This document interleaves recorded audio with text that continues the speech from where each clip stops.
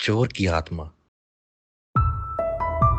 एक दिन एक चोर ने एक मंदिर में जाकर देवी देवताओं के सारे सोने चांदी के गहने व मंदिर के घंटे चुरा लिए। जब वह सारा सामान लेकर जंगल के रास्ते से गुजर रहा था तो एक भूखे शेर ने उस पर हमला किया और उसे मार दिया। शेर ने चोर के शरीर का कुछ भाग खाया और बाकी का भाग वहीं छोड़कर चला गया। थोड़ी देर के पश्चात कुछ बंदर उस मृत चोर के क्षत विक्षत शव के पास आए। उन्होंने वहां से कुछ जेवर उठाए और चले गए। एक बंदर ने चांदी का घंटा उठाया और उसके साथ खेलने लगा। उसे घंटे की आवाज मानो बहुत अच्छी लग रही थी। इसके बाद से वह हमेशा वह घंटा अपने पास ही रखता था। वह जंगल जहां यह सब हो रहा था एक विशाल पर्वत के ऊपर था। गांव के लोगों को जब पर्वत वाले जंगल से घंटे की आवाज आती तो वह डर जाते।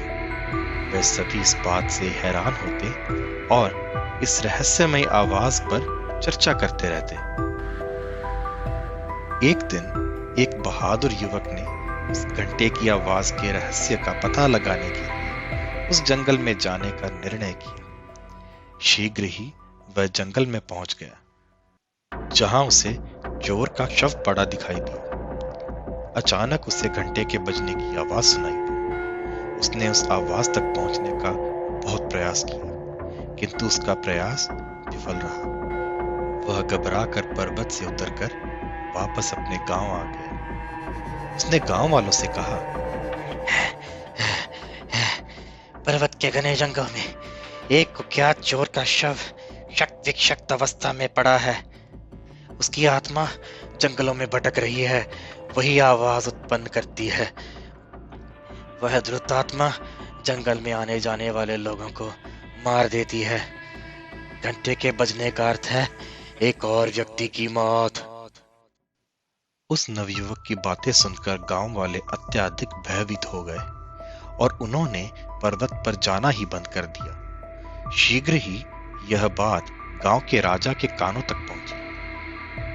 गांव वालों का भय देखकर राजा ने घोषणा करवाई, जो भी व्यक्ति पर्वत को उस दुष्ट आत्मा से मुक्त करवाएगा उसे उचित पुरस्कार दिया जाएगा। राजा की यह घोषणा शहर में रहने वाली एक बूढ़ी औरत ने भी सुनी। वह आत्मा व भूतों पर विश्वास नहीं करती थी। घोषणा सुनकर वह तुरंत राजा के पास गई और उस दुष्ट आत्मा का पता लगाने के लिए जाने की आज्ञा मांगने लगी। राजा ने उसे आज्ञा दे दी। कुछ ही दिनों में वह बूढ़ी औरत पर्वत के उस घने जंगल में पहुंच गई जहां उसने चोर का आधा खाया हुआ मृत शरीर देखा। उसके आसपास अब भी कीमती गहने बिखरे पड़े थे और शेर के पंजे के निशान भी थे। तभी वह बंदर अपने चांदी के घंटे के साथ वहां आया। जंगल के अन्य बंदर भी उस घंटे को बजाना चाहते थे, इसलिए वह सब भी उसके साथ चल रहे थे। यह देखकर बूढ़ी औरत तुरंत सारी घटना समझ गई। वह वापस राजा के महल में आ गई। उसने सारी घटना विस्तार से राजा को सुनाई और अंत में बोली, महाराज, वहाँ अनेक दूत आत्माएं हैं। मैं उन्हें वहाँ से भगा दूंगी और प्रमाण के लिए वह चमत्कारी घंटा उनसे छीन लाऊंगी। ओह, यदि आप ऐसा कर सकें तो आपका बहुत बहुत धन्यवाद। क्या आपको अपने साथ ले जाने के लिए कुछ लोगों की या किसी विशेष वस्तु की आवश्यकता होगी? राजा ने पूछा। नहीं महाराज, उन दुष्ट आत्माओं की पूजा करने के लिए मुझे केवल कुछ फल व सूखे मेवों की आवश्यकता होगी। मैं वहाँ अकेले ही जाऊंगी, लेकिन मुझे मेरा उचित पुरस्कार मिलना चाहिए बस। राजा ने कहा, हाँ हाँ, मैं आपको आश्वासन देता हूँ, इस कार्य के लिए आपको उचित पुरस्कार दिया जाएगा। इस प्रकार वह बूढ़ी औरत पर्वत के उस घने जंगल में चली गई। जंगल में पहुंचकर बुढ़िया ने बंदरों को फल व सूखे मेवे खाने को दिए। वह खाने के लिए शीघ्र ही वहां अनेक बंदर एकत्रित हो गए। चांदी के घंटे वाला बंदर भी वहां आ गया। सभी बंदर फल व मेवे खाने में व्यस्त हो गए। नजर बचाकर बूढ़ी औरत ने चांदी का घंटा वहां से उठाया और अपने थैले में छिपा लिया। इसके बाद उसने मृत चोर के आसपास बिखरी कीमती वस्तुएं उठाई और वापस आ गई। वापस आकर उसने राजा से कहा, महाराज, यह है वह रहस्यमयी घंटा जिसे द्रुत आत्माएं बजाती थी। मैंने उन्हें पर्वत के जंगल से भगा दिया है। अब वे जंगल में कभी वापस नहीं आएंगी। राजा ने बूढ़ी औरत को धन्यवाद दिया और अनेक बहुमूल्य उपहार दिए। राजा द्वारा दिए गए उपहारों तथा चोर के पास से लूटी हुई कीमती वस्तुओं से बूढ़ी औरत बाकी का जीवन ऐशो आराम से बिताने लगी।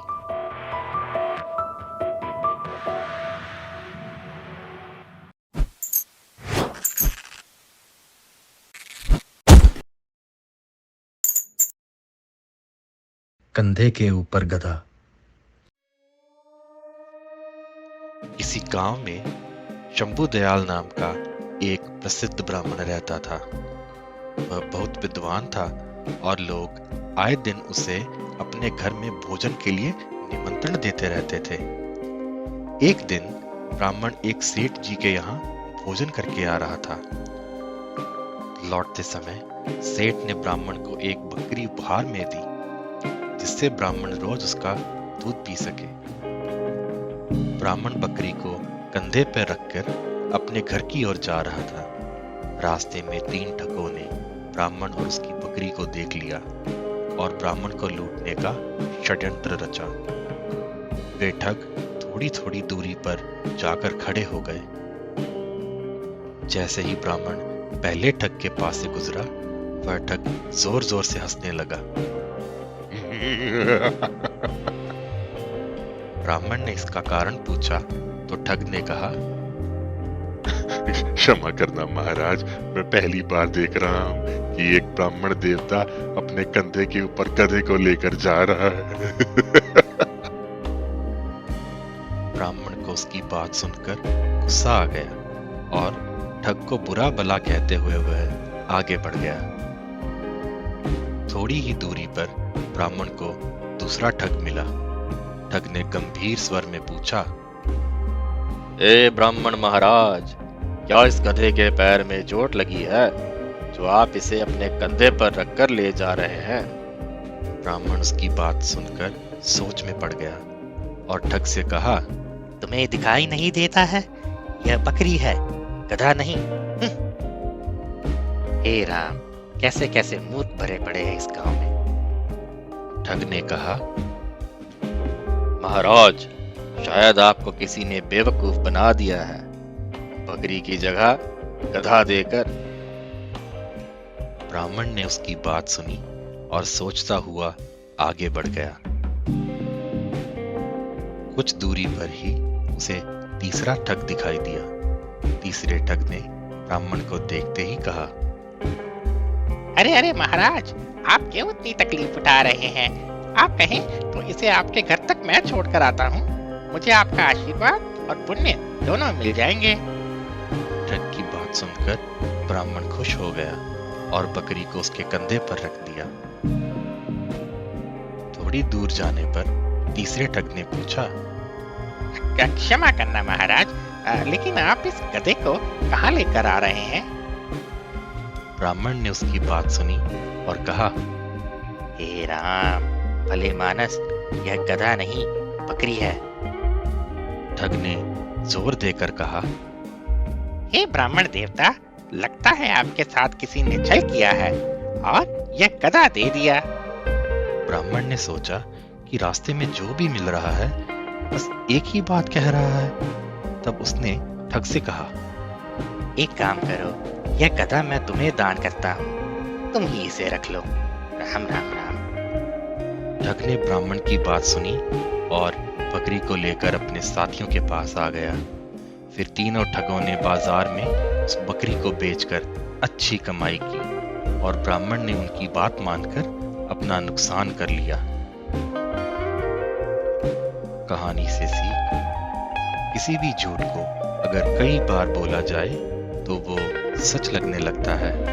इसलिए हमेशा अपने दिमाग का उपयोग करें और सोच विचार कर ही किसी पर विश्वास करें।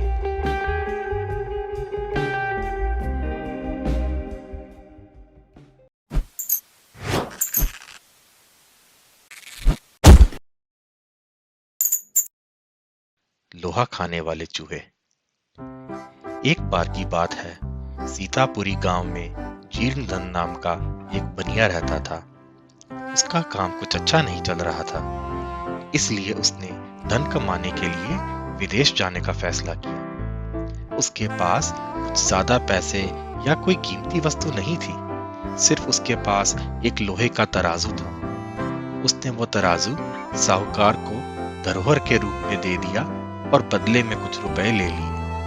जीर्णधन ने साहूकार से कहा कि वह विदेश से लौटकर अपना सारा उधार चुकाकर तराजू वापस ले लेगा। जब 2 साल बाद वह विदेश से लौटा तो उसने साहूकार से अपना तराजू वापस मांगा। साहूकार बोला, अरे भाई, वो तराजू तो चूहा ने खा लिया। जीर्णधन समझ गया कि साहूकार की नीयत खराब हो गई है और वह तराजू वापस नहीं करना चाहता। तभी जीर्णधन के दिमाग में एक चाल सूझी। उसने साहूकार से कहा, कोई बात नहीं, अगर तराजू चूहों ने खा लिया है तो उसमें तुम्हारी कोई गलती नहीं है, सारी गलती तो चूहों की है। थोड़ी देर बाद उसने साहूकार से कहा, दोस्त, मैं नदी में नहाने जा रहा हूँ, तुम अपने बेटे धनदेव को भी मेरे साथ भेज दो, वो भी मेरे साथ नहाएगा। साहूकार जीर्णधन के व्यवहार से बहुत खुश था, इसलिए उसने जीर्णधन को सज्जन पुरुष जानकर अपने बेटे को उसके साथ नहाने के लिए नदी पे भेज दिया। जीर्णधन ने साहूकार के बेटे को नदी से कुछ दूर ले जाकर एक गुफा में बंद कर दिया। उसने गुफा के दरवाजे पर बड़ा सा पत्थर रख दिया, जिससे साहूकार का बेटा बचकर भागने न पाए। साहूकार के बेटे को गुफा में बंद करके जीर्णधन वापस साहूकार के घर आया। उसे अकेला देखकर साहूकार ने पूछा, अरे भाई, मेरा बेटा कहाँ है? जीर्णधन बोला, माफ करना मेरे दोस्त, तुम्हारे बेटे को तो चील उठा कर ले गई। साहूकार हैरान रह गया और बोला, ये कैसी बेहुदा बात कर रहे हो दोस्त, ये कैसे हो सकता है? चील इतने बड़े बच्चे को कैसे उठा के ले जा सकती है? जीर्णधन बोला, जैसे चूहे लोहे के तराजू को खा सकते हैं, वैसे ही चील भी तो बच्चे को उठाकर ले जा सकती है। अगर बच्चा चाहिए तो तराजू लौटा दो। जब अपने ऊपर मुसीबत आई तब साहूकार को अकल आई। उसने जीर्णधन का तराजू वापस कर दिया और जीर्णधन ने साहूकार के बेटे को आजाद कर दिया। कहानी की सीख, जो जैसा व्यवहार करता है उसके साथ वैसा ही व्यवहार करो, ताकि उसे अपनी गलती का एहसास हो जाए।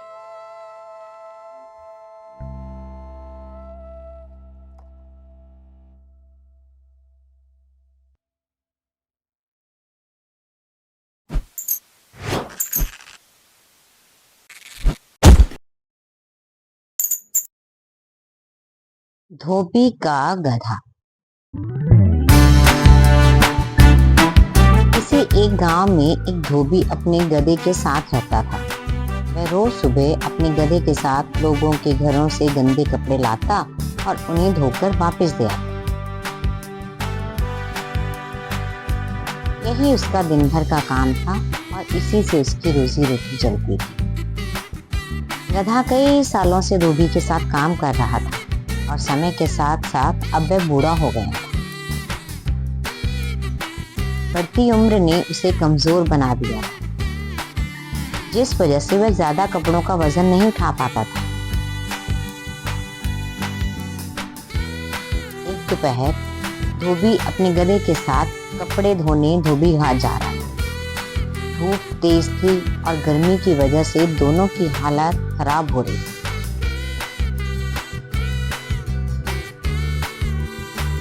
गर्मी के साथ साथ कपड़ों के अधिक वजन के कारण गधे को चलने में परेशानी हो रही।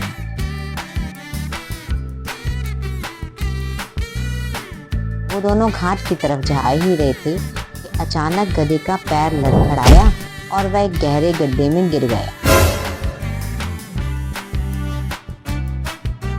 अपने गधे को गड्ढे में गिरा देख धोबी घबरा गया और उसे बाहर निकालने के लिए जतन करने लगा। बूढ़ा और कमजोर होने के बावजूद गधे ने गड्ढे से बाहर निकलने में अपनी सारी ताकत लगा दी।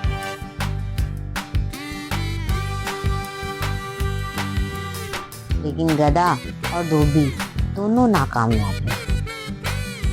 धोबी को इतनी मेहनत करते देख कुछ गांव वाले उसकी मदद के लिए पहुंच गए,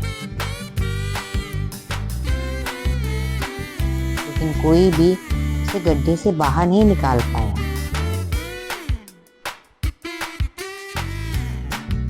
तभी गांव वालों ने धोबी से कहा कि गधा अब बूढ़ा हो गया है, इसीलिए समझदारी इसी में है कि गड्ढे में मिट्टी डालकर उसे यहीं दफना दिया जाए। थोड़ा मना करने के बाद धोबी भी इस बात के लिए राजी हो गया। गांव वालों ने फावड़े की मदद से गड्ढे में मिट्टी डालना शुरू कर दिया।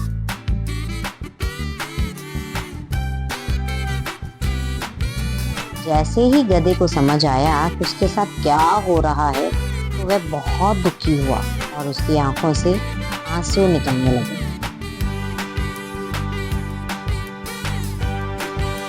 गधा कुछ देर चिल्लाया, लेकिन कुछ देर बाद वह चुप हो गया। अचानक धोबी ने देखा कि गधा एक विचित्र हरकत कर रहा है। जैसे ही गांव वाले उस पर मिट्टी डालते, वह अपने शरीर से मिट्टी को नीचे गड्ढे में गिरा देता और उस मिट्टी के ऊपर चढ़ जाता। ऐसा लगातार करते रहने से गड्ढे में मिट्टी भरती रही और गधा उस पर चढ़ते हुए ऊपर आ गया। अपने गधे की इस चतुराई को देखकर धोबी की आंखों में खुशी के आंसू आ गए। उसने गधे को गले से लगा लिया। इस कहानी से क्या शिक्षा मिलती है कि मुश्किल से मुश्किल परिस्थिति में भी आप अपनी बुद्धि का प्रयोग कर कठिनाइयों को पार कर सकते हो।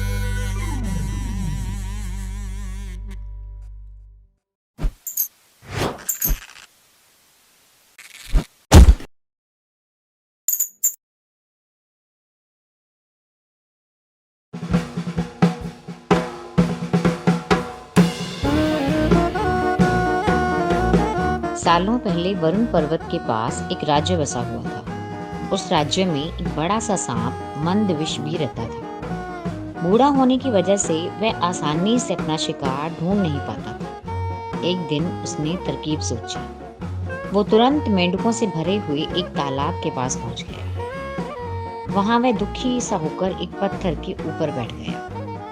तभी पास के पत्थर पर एक मेंढक ने उसे देखा। उस मेंढक ने थोड़ी देर बाद सांप से पूछा, चाचा क्या बात है, आज आप खाने की तलाश नहीं कर रहे हैं? अपने लिए भोजन नहीं जुटाएंगे?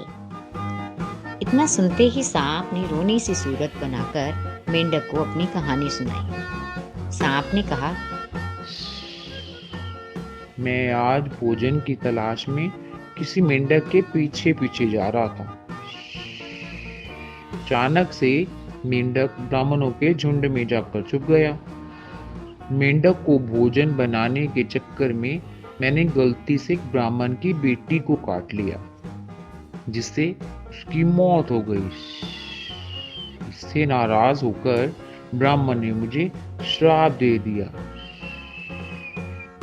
उन्होंने मुझे श्राप देते हुए कहा कि तुझे अपना पेट भरने के लिए मेंढकों की सवारी बनना पड़ेगा। इसी वजह से मैं इस तालाब के पास आया हूँ। ये बात सुनते ही वह मेंढक तुरंत तालाब के अंदर गया और अपने राजा को सारी बातें बताई। राजा कहानी सुनकर हैरान हुआ।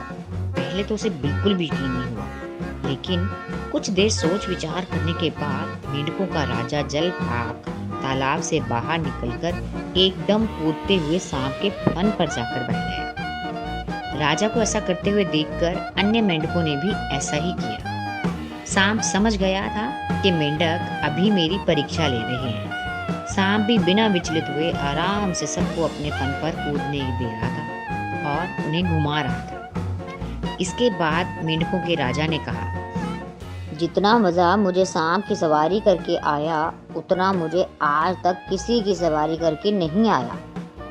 मेंढकों का भरोसा जीतने के बाद अब धीरे धीरे सांप रोज मेंढकों की सवारी बनने लगा। कुछ दिन बाद चतुर सांप ने अपने चलने की गति थोड़ी धीमी कर दी। यह देखकर मेंढकों के राजा जलपाक ने पूछा, हे सर्प, तुम्हारी चाल इतनी धीमी क्यों है? इसके जवाब में सांप ने कहा, एक तो मैं बूढ़ा हूँ और ब्राह्मण के श्राप की वजह से बहुत दिनों से भूखा भी हूँ। इसी वजह से मेरी गति कम हो गई है। इतना सुनते ही राजा ने कहा, तुम छोटे मोटे मेंढक को खा लो। ये सुनकर मन ही मन सांप बहुत प्रसन्न हुआ। उसने कहा, राजन, मुझे ब्राह्मण का श्राप है, मैं मेंढक खा नहीं सकता हूँ, लेकिन अगर आप कहते हो तो मैं खा लेता हूँ।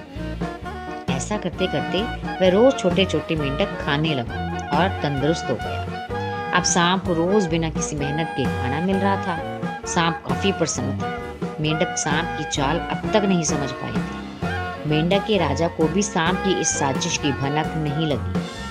होते होते एक दिन सांप ने मेंढक के राजा जलपाक को भी खा लिया और तालाब में रहने वाले सारे मेंढकों के वंश का नाश कर दिया। तो देखा दोस्तों, किसी भी शत्रु की बात का जल्दी से भरोसा नहीं करना चाहिए। इससे खुद की और अपने लोगों की हानि होना निश्चित है।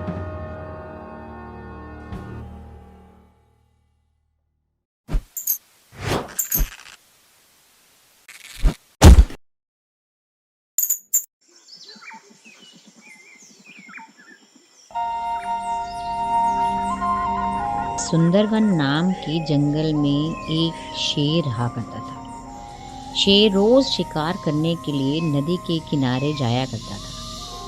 एक दिन जब नदी के किनारे से शेर लौट रहा था तो उसको रास्ते में सियार दिखाई दी। शेर जैसे ही सियार के पास पहुंचा, सियार शेर के कदमों में लेट गया। शेर ने पूछा, अरे भाई, ये तुम क्या कर रहे हो? सियार बोला, आप बहुत महान हैं, आप जंगल के राजा हैं, मुझे अपना सेवक बना लीजिए। मैं पूरी लगन और निष्ठा से आपकी सेवा करूंगा। इसके बदले में आपके शिकार में से जो कुछ भी बचेगा मैं वो खा लिया करूंगा। शेर ने सियार की बात मान ली और उसे अपना सेवक बना लिया। अब शेर जब भी शिकार करने जाता तब सियार भी उसके साथ चलता था। इस तरह साथ समय बिताने से दोनों के बीच बहुत अच्छी दोस्ती हो गई। सियार शेर के शिकार का बचा खुचा मांस खाकर बलवान होता जा रहा था। एक दिन सियार ने शेर से कहा, अब तो मैं भी तुम्हारे बराबर ही बलवान हो गया हूँ, इसलिए मैं आज हाथी पर वार करूँगा। जब वो मर जाएगा तो मैं हाथी का मांस खाऊंगा। मेरे से जो मांस बच जाएगा वो तुम खा लेना।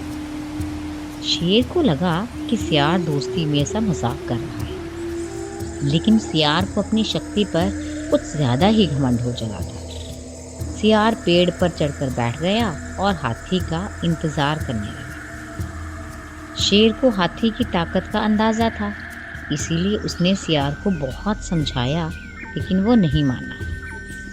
तभी उस पेड़ के नीचे से एक हाथी गुजरने लगा। सियार हाथी पर हमला करने के लिए उस पर कूद पड़ा, लेकिन सियार सही जगह छलांग नहीं लगा पाया और हाथी के पैरों में जा गिरा। हाथी ने जैसे ही पैर बढ़ाया वैसे ही सियार उसके पैर के नीचे कुचला गया। इस तरह सियार ने अपने दोस्त शेर की बात ना मानकर बहुत बड़ी गलती की और अपने प्राण गंवा दिए। तो दोस्तों, इस कहानी से क्या सीख मिलती है?